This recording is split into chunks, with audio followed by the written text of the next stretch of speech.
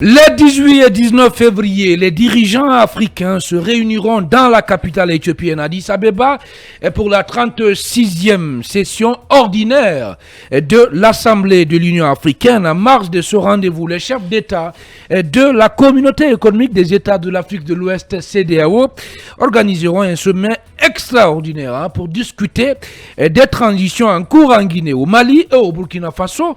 Trois pays de l'espace CEDEAO dirigés donc par des militaires qui ont décidé de faire bloc pour défendre leurs intérêts. Et dans le sillage du sommet de l'UA, les autorités de la transition guinéenne ont dépêché un émissaire dans la capitale éthiopienne, Dr Maurice Sanda Kouyaté, présent donc à Addis Abeba, si vous ne le savez pas, où il a croisé d'ailleurs ses homologues du Mali et du Burkina. À peine arrivé, le chef de la diplomatie guinéenne s'active sur le front diplomatique. Alors, question, et quels sont les véritables enjeux de ce sommet pour la Guinée, notre pays? Ces conclusions seront-elles favorables aux militaires au pouvoir dans l'espace CEDEAO? Des questions, mesdames et messieurs, auxquelles nous tenterons de répondre dans un instant avec Cabinet Fofana, directeur de l'association guinéenne des sciences politiques et chroniqueur politique ici au groupe Fréquence Média. Mais bien avant, on va prendre la direction du continent européen pour retrouver Maître Vincent Brengard, l'un des avocats donc du Front National pour la défense de la Constitution, voilà, qui annonce des poursuites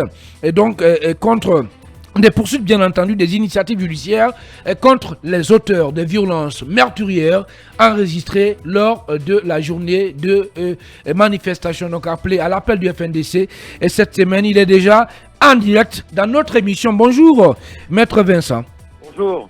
Bienvenue. Bonjour, merci de votre invitation. Ibrahim Sorilen Konsouma. Alors, le jeudi 16 février 2023, deux autres morts ont été enregistrés dans les manifestations. Et vous, les conseils du FNDC, vous continuez quand même dans cette procédure judiciaire. Qu'est-ce qui va être fait désormais concrètement? Alors, ce qui a été fait déjà le 9 février, c'est que nous avons déposé une plainte devant le procureur général près la cour d'appel de Conakry pour des faits de meurtre, d'association de malfaiteurs et d'accomplissement arbitraire d'un acte attentatoire à la liberté individuelle. La raison de cette plainte, c'est précisément de demander aux juridictions guinéennes, enfin, de diligenter des poursuites contre les exactions qui ont été commises par la junte. Et j'active évidemment aussi votre slogan, contre une justice à deux vitesses, et c'est précisément le sens de cette plainte, c'est d'éviter pour une fois que les poursuites soient uniquement dirigées contre ceux qui tentent de faire vivre la démocratie et qu'elles concernent enfin les membres de la junte. Donc vous avez ces poursuites que nous demandons de façon extrêmement forte donc au parquet général près la cour d'appel de Conakry, et parmi les autres poursuites qui se perdurent, évidemment c'est la procédure que nous avons initiée en France, mais également un certain nombre de recours qui sont pendants devant les juridictions internationales. Et voilà, Maître Vincent Brengard, voilà, je crois bien c'est ça, l'un des avocats du Front National pour la défense de la Constitution, Basseko. Oui, Maître, est-ce que vous avez espoir de voir voilà, ce dossier se poursuivre en Guinée? Est-ce que vous avez espoir de voir aujourd'hui que la justice guinéenne fasse notamment essaie de voir comment ce dossier peut prospérer pour que les nombreuses victimes qui sont tombées lors des manifestations du FNDC soient rétablies dans leurs droits? Évidemment, on connaît la difficulté que peut avoir la justice à s'affirmer face à la junte militaire. Maintenant, on reste malgré tout avec une pointe d'optimisme pour espérer qu'il y ait une affirmation d'indépendance de cette même justice. Parce que lorsque nous avions déposé devant ces mêmes juridictions une plainte contre Alpha Condé et ses dirigeants, eh bien, il y avait eu des poursuites. Donc on n'imagine pas pourquoi est-ce que dans un cas de figure qui est proche, il n'y aurait pas de poursuite diligentée par ce même parquet. Et surtout qu'on voit bien que il y a un stratagème qui saute aux yeux de tous, et ce stratagème, c'est à chaque fois finalement d'interdire les manifestations pour tenter par la suite de criminaliser la société civile et de garantir une totale impunité contre les forces de l'ordre qui sont à l'origine des exactions. Et ici, l'illégalité est d'autant plus manifeste que vous avez notamment ce recours à l'armée qui ne trouve aucunement à se justifier, notamment par rapport aux dispositions de la loi de 2015 portant maintien de l'ordre public en République de Guinée, qui prévoit que normalement, eh bien, les opérations de maintien de l'ordre ne sont absolument pas les missions de l'armée, mais sont les missions de la police. Donc non seulement vous avez des cas d'exaction, et en plus vous avez des cas d'exaction qui interviennent dans un cadre qui est parfaitement illégal, puisque rien ne justifie l'intervention de l'armée. Bien, Khalil Kamara. Maître, je me demande... Son micro n'est pas activé, Tidiane. Ouais. Allez-y. Maître, je me demande si vous connaissez un peu le fonctionnement de notre système judiciaire. C'est que chez nous, là où vous portez plainte, ce sont eux-mêmes qui sont aujourd'hui l'adversaire du FNDC. C'est comme si vous disiez d'engager des poursuites contre eux-mêmes. Est-ce que cette action peut prospérer? Et de l'autre côté, au temps de l'ancien président Alpha Condé, vous avez engagé des actions au niveau de la France, au niveau des juridictions internationales. Est-ce qu'on peut savoir qu'il y a eu des avancées à ce niveau? Pour l'instant, vous savez que les procédures judiciaires sont des procédures qui sont longues parce qu'elles nécessitent qu'un certain nombre d'éléments soient réunis. Il y a des investigations qui sont en cours. La procédure devant la Cour pénale internationale a pu être aussi ralentie par l'effet de l'annonce des juridictions guinéennes précisément de vouloir poursuivre Alpha Condé. Donc ce sont des procédures qui maintenant suivent leur cours normal. Et on connaît évidemment les délais de la justice, mais aussi pour permettre de garantir que tous les éléments soient véritablement réunis pour que les responsabilités soient déterminées et actées. Il est vrai que j'ai quelques doutes, et quand je dis quelques doutes, c'est un euphémisme sur l'indépendance des juridictions guinéennes. Maintenant, ce que je vois, c'est que vous avez des personnes qui sont détenues de façon complètement arbitraire.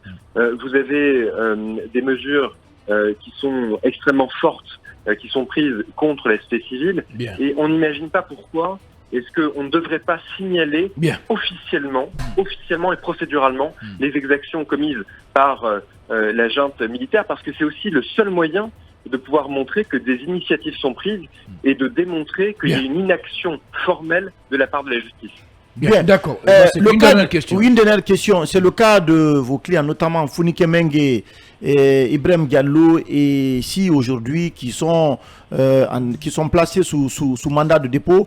Qu'est-ce que vous attendez de la justice guinéenne dans ce dossier, dans cette affaire? On attend de la justice guinéenne qu'elle reconnaisse que les dossiers sont parfaitement vides.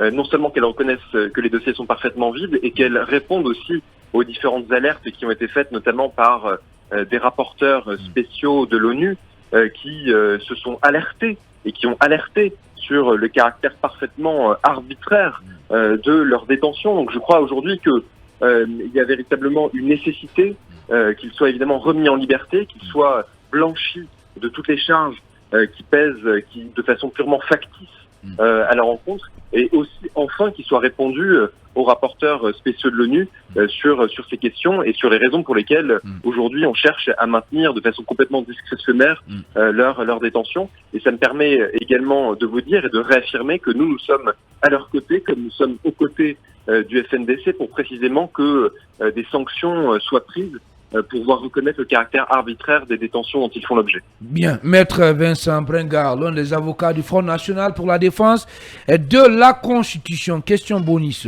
si vraiment sur l'inconnu. Pour les autorités guinéennes, le FNDC est dissoute, donc on pourrait envisager que la justice dise que cette organisation n'a plus de personnalité juridique du fait de sa dissolution. Si cela intervenait, quelles pourraient être les démarches que vous pouvez mener par la suite? Alors, déjà, moi je ne considère pas que la dissolution soit juridiquement valable. Et d'ailleurs, j'en veux pour preuve, je mentionnais tout à l'heure les rapporteurs spéciaux de l'ONU, mais c'est pareil.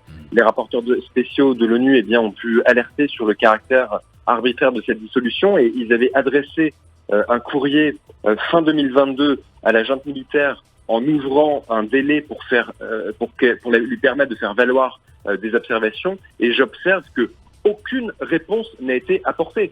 Donc, si vous voulez, la junte ne peut pas à la fois dire que le FNDC aurait été dissous, et de l'autre, absolument apporter aucun élément de réponse aux organisations internationales qui demandent des explications sur les raisons mêmes de cette dissolution. Si vous voulez, ça ne trompe personne. Donc, je crois que, pour moi, si vous voulez, le débat de la dissolution n'a même pas lieu d'être, parce qu'il viole de façon tellement manifeste le droit international qu'on ne peut pas penser un instant à sa régularité. Merci beaucoup, Maître Vincent Brengard, d'avoir répondu à nos questions. Merci. Merci à vous. Voilà, je rappelle que vous êtes donc l'un des avocats du Front National pour la défense de la Constitution. Mirador Mix se poursuit dans un instant.